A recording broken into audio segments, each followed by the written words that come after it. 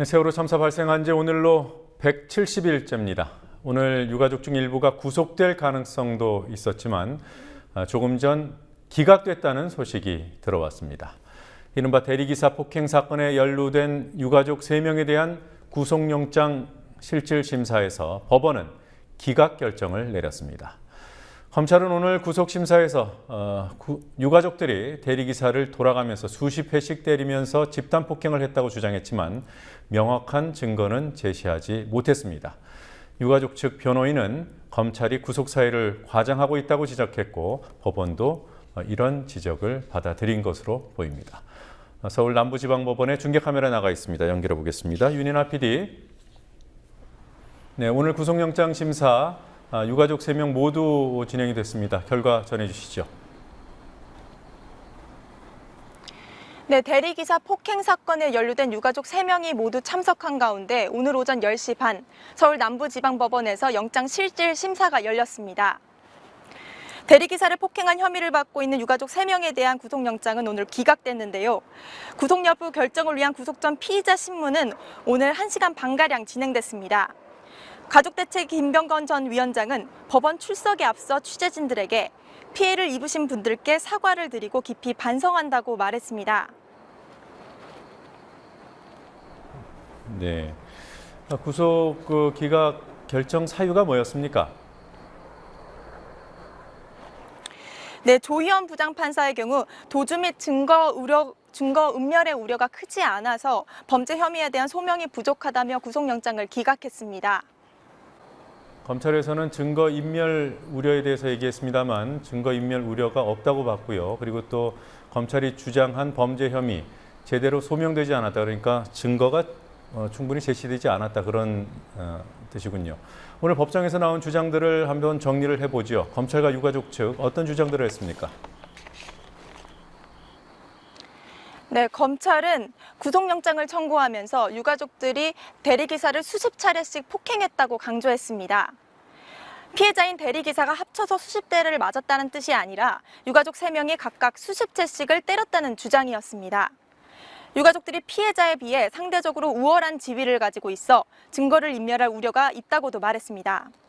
하지만 유가족 측 변론을 맡은 양홍석 변호사는 CCTV나 목격자의 증언이 확보돼 증거인멸의 우려가 없다고 말했습니다.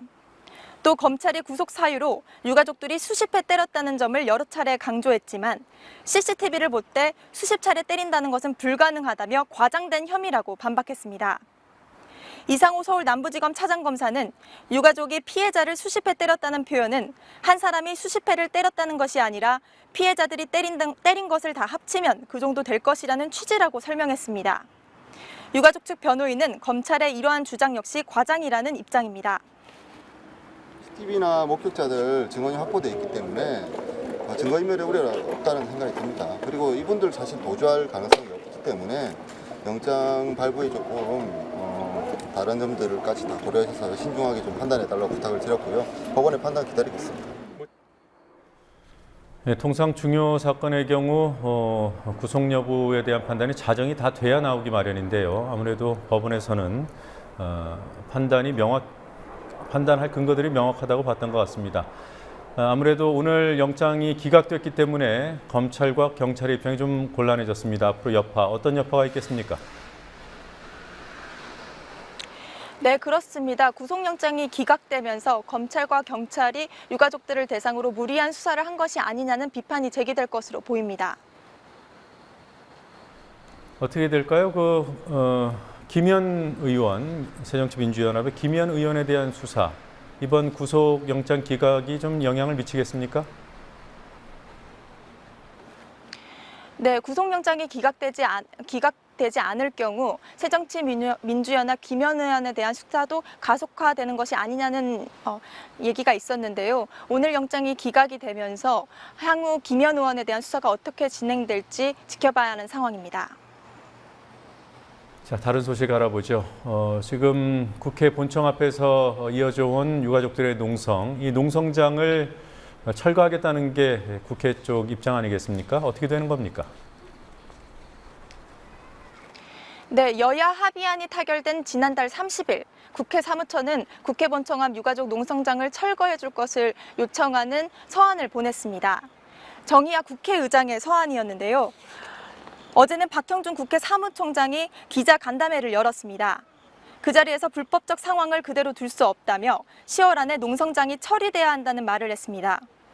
국회는 당장 이번 주 안에 일부 설치물부터 철거한다는 입장입니다.